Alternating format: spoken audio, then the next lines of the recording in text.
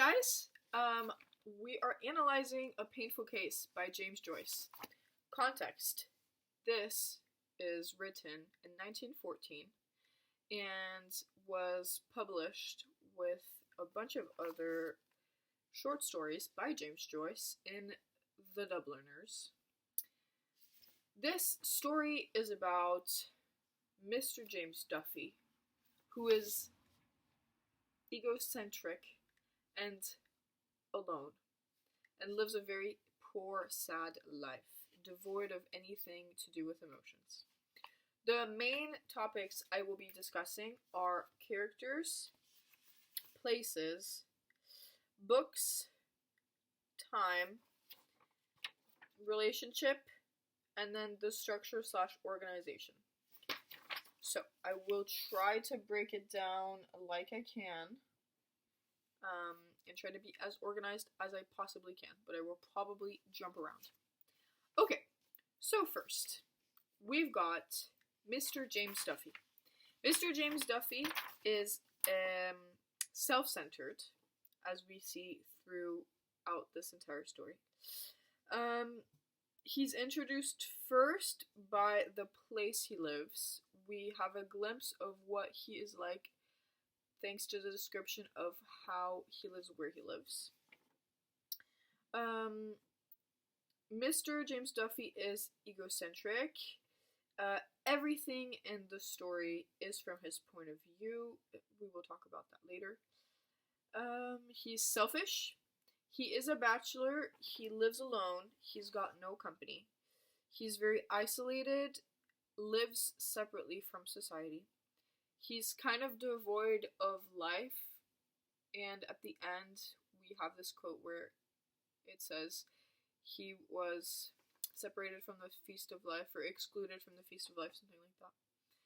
He craves routine. His whole life is repetitive. Everything is a pattern. He has very introverted behavior. He's got no friends. He favors the spiritual side of life with catechism, and he rejects everything to do with the body. He's based all on the head, the spiritual. He's an intellect. He reboots anything that's got to do with emotions. He hates disorder, and he craves stability and predictability. He is described as saturnine. Saturnine means very morose, very sad. Saturn is correlated to the metal lead, which is the most basic metal, and it's also very poisonous. Alright, what else? The other characters that we have are Mrs. Cynical. She's the second main character. Mrs. Cynical is the complete opposite of Mr. James Duffy. She has everything to do with the body, with the emotions, with sensibility. She is kind of provocative. She is a mother and is married.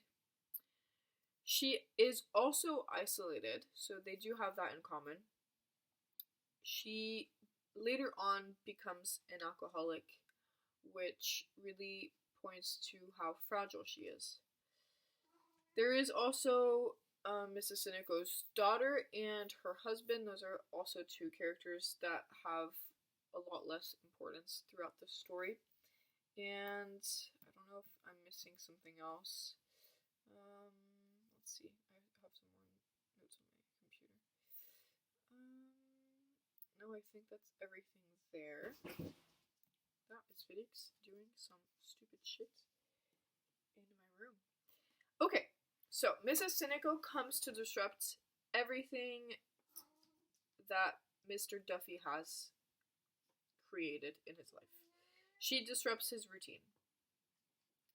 Mr. Duffy only allows himself pleasures in link with the intellect. He likes art and he likes music. Or art, I mean like literature, mostly. He only allows those pleasures in his life. And it's also because those are things he can control. Music is seen as sort of an abstract principle.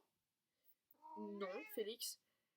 And it's safe because he does not risk losing control over his emotions with music. He can exert control over that. And books are that also fit. Those also fit in that category.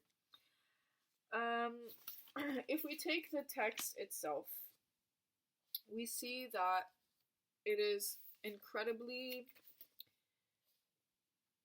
similar to how Mr. Duffy views his life. The entire text is based around him. It's all his, like, not his point of view, but everything is around him. So every beginning of sentence is about him. Mr. James Duffy, first beginning of the first paragraph. Second paragraph, Mr. Duffy.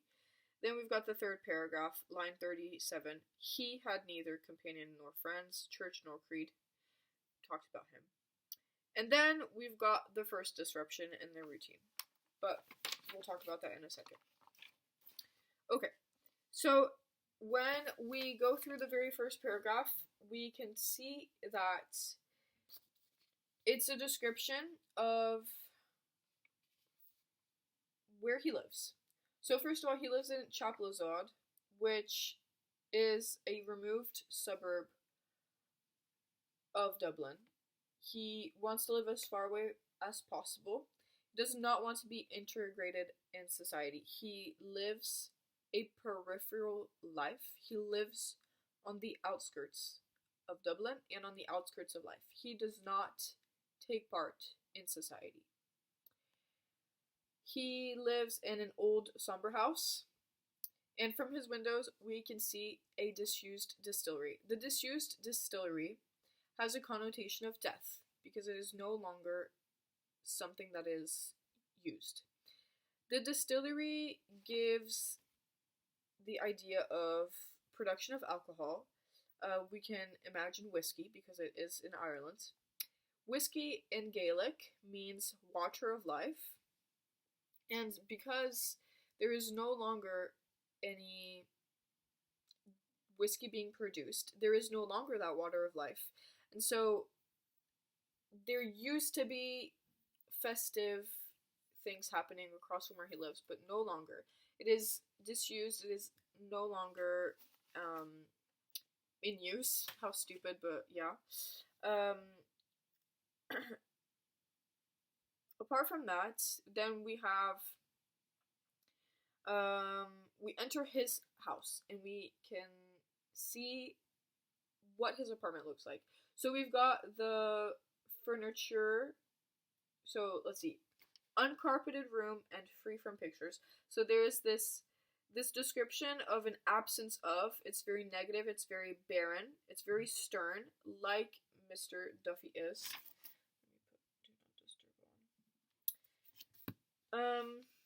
Then we've got the articles of furniture in his house. Everything is described as kind of raw materials and very cold, not very warm, not very comforting materials. So we've got an iron bedstead, that's black iron bedstead, an iron washstand, and it's basically kind of bare necessity, bare bones, and he's got nothing that's like extravagant.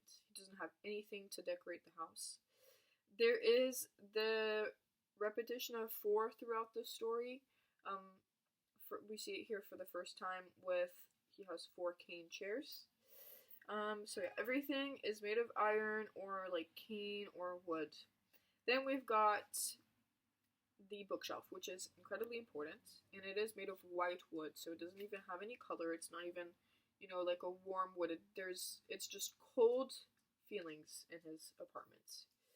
The bed is white and black, but we do have a scarlet rug that covers the foot of the bed, I assume. There is a tiny mirror, and then white lampshade. as the sole ornament of the mantelpiece, which means there's literally nothing else. So, we get to the books. There are 3 books here. 3 books first mentioned here, and then later there's another book that is mentioned, which is important. So first we've got A Complete Wordsworth. Wordsworth was an 18th century famous British romantic poet. He was a poet that loved nature and was liberal and progressive, but was not adventurous in his writing, if I'm not mistaken.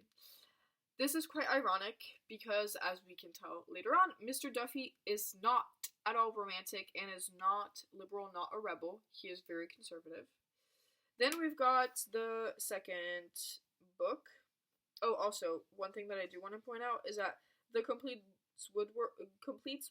Wordsworth is at the lowest shelf, so it is, I feel like that gives a degree of priority where, like, it is not at all a sense of priority. Then we have the copy of Maynooth Catechism, which is it's a religious text. This is quite important because Mr. Duffy himself lives kind of like a monk. So, Maynooth Catechism was a book, or it is a book, of St. Patrick's College, or it is, a seat of St. Patrick's College. Basically, it's, which is the principal institution for training the Roman Catholic clergy in Ireland. So basically, it's like one of the only things he has in his house. It's like a book on religion. This gives the idea of the superiority of spirit over the body in Catholicism. Alright. Sorry. And that is how Mr. Duffy lives. As we can tell later on, he, line 26, lived at a little distance from his body. That goes back to this idea that the spirit and the body are 2 different entities. In, I guess, Catholicism. I'm not very religious, so I don't really know how to explain that. But he is not someone that is in tune with his soul, with his emotions. It's all based on the spirit, the intellect. And then we've got Michael Kramer's, I'm making sure that I'm not missing anything. And see here, the Maynooth Catechism stood at one end of the top shelf. So, to me, that screams priorities, you know? Then we've got Hopman's Michael Kramer. This is quite interesting. Michael Kramer is a play, and it's, I can't believe I'm already at 13 minutes. This is terrible. It is the story of, well, it's a tragedy, of a young sculptor whose dad imposes choosing between the devotion of the arts, or he imposes that he wants him to choose the devotion to the arts, but he is in love and wants to choose the woman. The father, however, is devoid of love and communication. The sculptor then, therefore, cannot meet his father's needs, and he cannot give the ultimate sacrifice to fulfill his father's wishes or wants. So he commits suicide. This is death versus love, and this is a great allusion to the relationship that Mr. Duffy and Mrs. Cynical will traverse because of Mrs. Cynical's death at the end, which we do not know if it's a suicide. So that, all 3 of those books are quite important. There is also the purple ink. The stage directions were written in purple ink. I think that is quite important in one way or another. I just haven't looked into that. But because it is devoid of any color, I think the fact that when there is a mention of color, that it is really important. One thing I did not mention yet is that Maynooth Catechism, when it was published, was always published in green. That's one of like the important things of that book, and I think that's important. And then green itself represents Ireland, and when we think about the fact that his room is all white, all black, the green will definitely stand out, and it's on the top shelf, so it's something that you definitely see. Alright, I'm gonna pause and record another video so that it's not 15 minutes long.